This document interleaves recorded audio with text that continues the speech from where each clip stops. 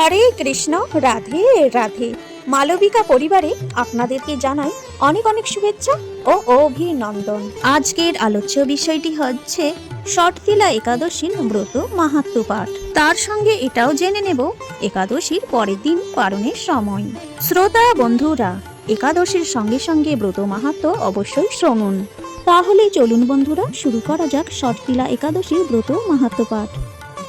ভবিষ্যত্তর পুরাণে দাল্লভ্য ঋষি পুলস্ত ঋষি সংবাদে এই ষটতিলা একাদশী মাহাত্ম্য দ্রষ্টব্য। ঋষি দাল্লভ্য পুলস্তকে জিজ্ঞাসা করলেন, হে ব্রহ্মণ, এই জগতে কোন জীব জ্ঞাত ও অজ্ঞাত সারে যদি ব্রহ্মহত্যা, গো হত্যারূপ মহাপাপ বা অন্য কোনো কুকর্মরূপ পাপকার্যে লিপ্ত হয়, অবশ্য তাদের নরক প্রাপ্তি ঘটে। কিন্তু কি করলে তারা নরক থেকে উদ্ধার পেতে পারে? কৃপাপূর্বক বলুন।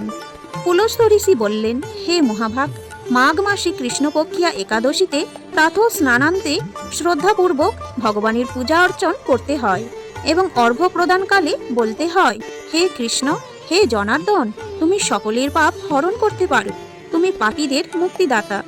যারা ভবভীত সংসার সাগরে হাবুডুবু খাচ্ছে তাদের তুমি রক্ষা করো। আমার এই অর্ঘ্য লক্ষ্মী সহ তুমি গ্রহণ করো।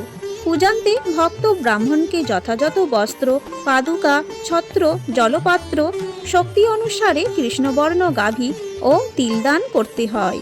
ওই তিল খেতে বপন করলে যত তিল উৎপন্ন হয় তত বৎসরকাল স্বর্গলোক লাভ ঘটে।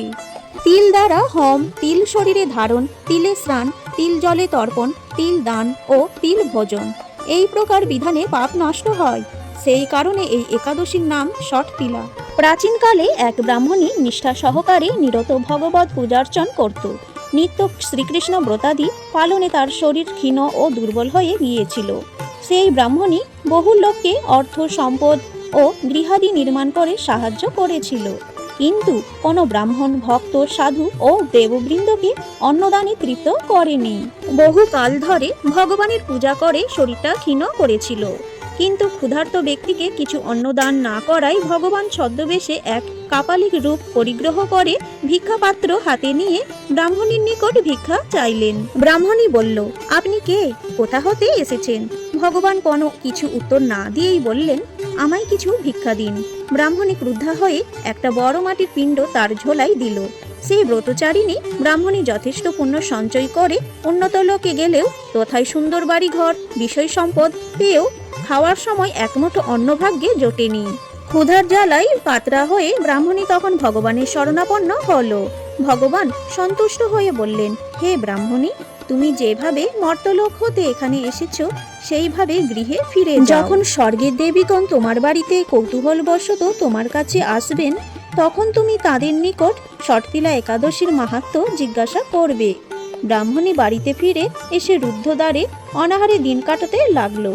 সত্যি সত্যি স্বর্গের দেবীগণ কিছুদিন পর ব্রাহ্মণীর গৃহে উপস্থিত হলেন। তারা বললেন, হে সুন্দরী, আমরা তোমাকে দর্শনের জন্য এসেছি, দরজা খুলো। ব্রাহ্মণী বলল, আপনারা যদি ষটতিলা একাদশীর মহিমা বলতে পারেন তাহলে আমি দরজা খুলব। তখন দেবীদের মধ্যে এক দেবী ষটতিলা একাদশীর মহিমা কীর্তন করলেন। তৎশ্রবণে তুষ্টা ও পরিতৃপ্তা হয়ে ব্রাহ্মণী দরজা খুলে দেবীগণকে প্রণাম করল। দেবীগণের উপদেশ অনুসারে ব্রাহ্মণী ষটতিলা একাদশী পালন করেছিল।